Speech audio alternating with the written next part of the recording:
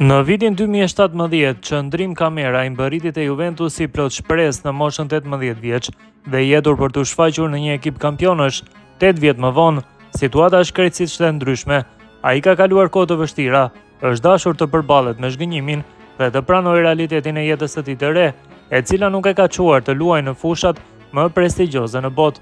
Ish-lojtari i Juventusit u detyrua të tërhiqej pas një sër dëmtimesh dhe 3 këputjeve të ligamenteve të kryqëzuara që ndikuan në karrierën e tij, dhe ai përfundoi duke punuar në një kantier ndërtimi.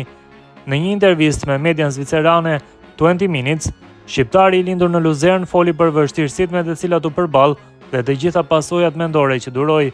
Ai u stërvit me Cristiano Ronaldo dhe Higuainin, por nuk mundi ta ndiqte ëndrrën në futboll. Karriera e tij ishte aq e zymë që nuk mund të shite më ndeshje në televizion. Në moshën 26 vjeç, ati u desh të fillonte nga e para, duke gjetur një ekuilibër të ri në jetën e vet, pjesërisht fal dashurisë së familjes së tij. Sapo mbushi 18 vjeç, ai arriti të siguronte një kontratë me Juventusin dhe u stërvit në ekipin e parë të mbushur me hyje. Duke shfletuar profilin e tij në Instagram, mund të shihni foto me Cristiano Ronaldon, Higuainin dhe shumë gjuajtje në fushë duke veshur fanellën bardezi, që e mbajti veshur për 2 vite deri në vitin 2019. Pastaj këputja e parë e ligamentit të kryqëzuar pengoi përparimin e tij, duke detyruar të bënte një pushim 6 mujor që rezultoi fatal për qëndrimin e tij te Juventus. I thash vetes se do të kthehesha më i fortë, kisha bërë gjithçka për futbollin, por nuk ishte më vend për të. Ai sa vendosi të kthehej te Lugano dhe më pas te Zyriu në Huazim.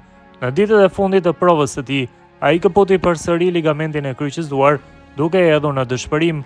Ishte shumë e vështirë mendërisht për mua.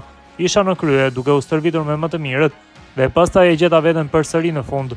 Kamera i punoi shumë gjatë asaj periudhe dhe në vitin 2022 ai u rikthye në fushë për herë të tretë pasi kishte ndëruar ekip, por vetëm pak minuta pas debutimit të tij kundër Zug 94, ndodhi përsëri e pa imagjinueshmja. Ai këputi ligamentin e kryqëzuar për herë të tretë, duke ndjekur një paralajmërim të çuditshëm. U desh 10 sekonda që të këputej përsëri. Gjëja e çmendur është se një ditë më parë kisha ndërruar se do ta këputja përsëri ligamentin e kryqëzuar, tha ai. Pas dëmtimit të tij të fundit, kamera i nuk u kthye më në fushë dhe vendosi të ndryshonte jetën.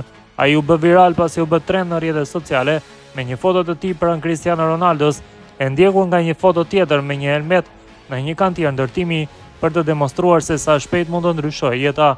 Sot ai punon atje. Unë jam në fakt një konsulent i burimeve njerëzore në kompaninë e ndërtimit ICM Bau AG. Mbikëqyrësi ynë dëshiron që të gjithë të shkojmë në kantierin e ndërtimit të paktën një herë në ditë për të na treguar se sa e vështirë është kjo punë. Futbolli është rikthyer në jetën e tij dhe tani ai trajnon FC Ebikon, një ekip të vogël zviceran që i ka lejuar të japë një formë të re ëndrrës së tij dhe të vazhdojë udhëtimin e tij në sport.